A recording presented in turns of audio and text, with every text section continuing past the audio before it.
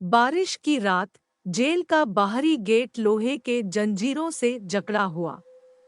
बिजली कड़कती है, हवा में चीखें गूंजती है। कैमरा धीरे धीरे अंदर जाता है और बैरक नंबर 17 के टूटे हुए शीशे पर रुक जाता है। अचानक शीशे में एक खौफनाक काली आकृति झलकती है और स्क्रीन काला हो जाता है। साल 1971, नागपुर की पुरानी जेल। नवनियुक्त जेलर अशोक कुमार ईमानदारी और न्यायप्रियता के लिए जाने जाते थे। उनके सामने जेल का पुराना रवैया बदलने की चुनौती थी। उनका पहला लक्ष्य था जेल के रहस्यों को सुलझाना, खासकर कुख्यात बैरक नंबर 17 का रहस्य। बैरक नंबर 17 सालों से बंद था। अशोक को बताया गया कि इसकी मरम्मत की जरूरत है, लेकिन उन्हें लगा कि कुछ छिपाया जा रहा है। रात के सन्नाटे में अशोक ने वहां अजीब सी हंसी और चीखें सुनी। उनकी जिज्ञासा और भी बढ़ गई। अशोक के साथी डॉक्टर विवेक, एक शांत बुद्धिमान व्यक्ति थे। उनके मनोवैज्ञानिक ज्ञान ने जेल के कई कैदियों को सही रास्ते पर लाने में मदद की थी। कैदी रमेश गलत संगत में फंसकर जेल आया था, लेकिन उसका दिल नेक था। जेल के अंधेरे माहौल से वह परेशान रहता था और अशोक को एक उम्मीद की किरण के रूप में देखता था। बलिया को नागपुर की जेल में लाया गया। उसे देखकर सब सम गए। उसका कद लंबा था और उसकी आंखों में एक अजीब चमक थी। जेलर अशोक ने उसे बैरक नंबर 17 में डालने का आदेश दिया। सर, वो बैरक बंद है, एक कर्मचारी ने विनती की। उसमें कुछ अशुभ। चुप रहो, अशोक ने डांटा। मेरे आदेश का पालन करो। बलिया को बैरक में ले जाया गया। जैसे ही वह अंदर गया, दरवाजा बंद हो गया। अंदर अंधेरा था, सिवाय एक छोटी खिड़की से आने वाली चांदनी के। बलिया ने चारों ओर देखा। बैरक में कुछ भी नहीं था, सिवाय एक पलंग और एक मेज के।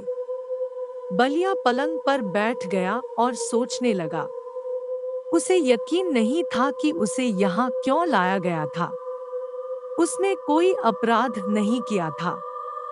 वह बस गलत जगह पर गलत समय पर था। अचानक उसने एक आवाज सुनी। यह एक महिला की आवाज थी जो रो रही थी। आवाज कमरे के कोने से आ रही थी। बलिया उठा और कोने की ओर गया। वहां उसे एक महिला दिखाई दी। वह जमीन पर बैठी थी और उसके चेहरे पर खून था। तुम कौन हो? बलिया ने पूछा। महिला ने उसकी ओर देखा। उसकी आंखों में डर था। मैं कैदी नंबर 17 हूँ, उसने कहा। मुझे यहाँ कई साल पहले मार दिया गया था। बलिया पीछे हट गया। उसे यकीन नहीं हो रहा था कि वह क्या देख रहा था। क्या तुम मुझे डराने की कोशिश कर रही हो? उसने पूछा। महिला ने सिर हिलाया। नहीं, उसने कहा। मैं तुम्हें चेतावनी देने आई हूँ। इस बैरक से बाहर निकल जाओ। यहाँ तुम्हें खतरा है।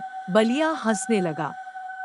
तुम्हें क्या लगता है कि मैं तुम्हारी बात मानने वाला हूँ? उसने कहा। महिला ने फिर से सिर हिलाया। तुम्हें मेरी बात माननी होगी, उसने कहा। तुम्हारी जान खतरे में है। बलिया ने महिला की बातों को अनसुना कर दिया। वह पलंग पर वापस चला गया और सो गया। बलिया अचानक नींद से उठा।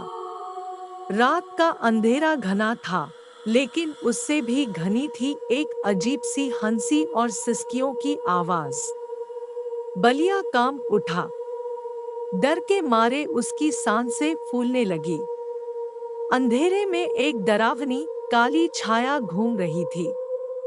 उसकी गर्दन में जंजीर बंधी थी। बलिया डर के मारे पागल हो गया। वह चीखना चाहता था, लेकिन उसकी आवाज गले में ही अटक गई। बलिया को लगा जैसे कोई उसका गला घोंट रहा हो। वह डर के मारे पसीने से तरबतर हो गया। धीरे धीरे छाया गायब हो गई और हंसी सिसकी भी बंद हो गई। सुबह होने पर बलिया का डर कम नहीं हुआ था। वह अभी भी डरा हुआ था। जब जेल के अन्य कैदी उसकी कोठरी में आए, तो वे बलिया को देखकर दंग रह गए। बलिया का चेहरा पीला पड़ गया था और उसकी आंखें डर से बाहर निकल रही थी। बलिया ने उन्हें रात में हुई घटना के बारे में बताया, लेकिन कोई भी उसकी बात पर विश्वास नहीं करता था। वे सब उसे पागल समझने लगे। लेकिन बलिया जानता था कि उसने जो देखा था वह सच था। उस रात उसने एक भयानक रहस्य देख लिया था, जो उसे जीवन भर याद रहेगा। अशोक ने उसकी बातों पर विश्वास नहीं किया। तुम बस अपनी कल्पना कर रहे हो, अशोक ने कहा। बलिया को पता था कि वह अपनी कल्पना नहीं कर रहा है। वह जानता था कि वह खतरे में है, लेकिन उसे नहीं पता था कि क्या करना है। एक रात अचानक फैसला लेकर अशोक बैरक 17 में रुक गए। अशोक चौंका। उसे भी रात भयानक हंसी और साए जैसा कुछ महसूस हुआ। उसे सच जानना था।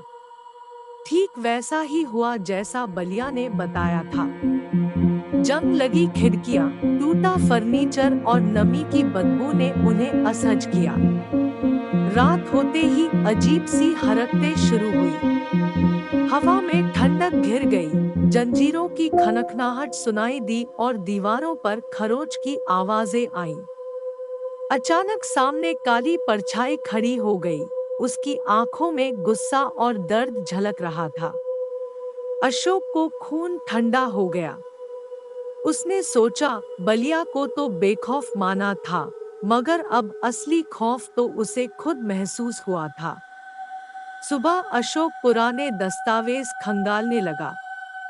उसने बुजुर्ग कैदी लाला से पूछा, ये बैरक 17 क्यों बंद है? लाला ने कांपते हुए बताया, पहले यहाँ कैदी बिरजू बंद था। वो बहुत क्रूर था। एक रात उसे चैन से बांधकर यहाँ कैद कर दिया गया। अगली सुबह वह हंसते हुए मरा मिला। कहते हैं, तब से उसकी आत्मा यही भटकती है। अगले दिन अशोक ने पुराने जेलर दीवान सिंह से पूछताछ की। दीवान ने बताया कि सालों पहले इस बैरक में कैदी शिवनाथ को रखा गया था। शिवनाथ हत्या का आरोपी था, लेकिन वो लगातार अपनी बेगुनाही का दावा करता था। 3 बार उसे फांसी देने की कोशिश की गई, लेकिन हर बार फंदा टूट गया। आखिरकार हारकर उसे जेल में ही छोड़ दिया गया। उसकी मौत के बाद से ही ये काली परछाई देखी जाती है। अशोक को शिवनाथ की बेगुनाही पर शक हुआ। उन्होंने विवेक और रमेश की मदद से पुराने रिकॉर्ड खंगाले। पता चला कि शिवनाथ का मामला गलत गवाहियों के आधार पर बनाया गया था। असली हत्यारे को कभी सजा नहीं मिली। कुछ दिनों तक सब शांत रहा, मगर एक रात फिर वही काली परछाई दिखाई दी, इस बार और भी ज्यादा गुस्से में। उसने दीवार पर लिखा, सच सामने आया, लेकिन इंसाफ अधूरा है। दोस्तों, इसी तरह की और डरावनी कहानियां देखने के लिए कृपया मिडनाइट टेल्स यूट्यूब चैनल को सब्सक्राइब करें, ज्यादा से ज्यादा लाइक करें, शेयर करें और नोटिफिकेशन के लिए बेल आइकन को दबाना ना भूलें। आपका सपोर्ट ही मेरा इंस्पिरेशन है।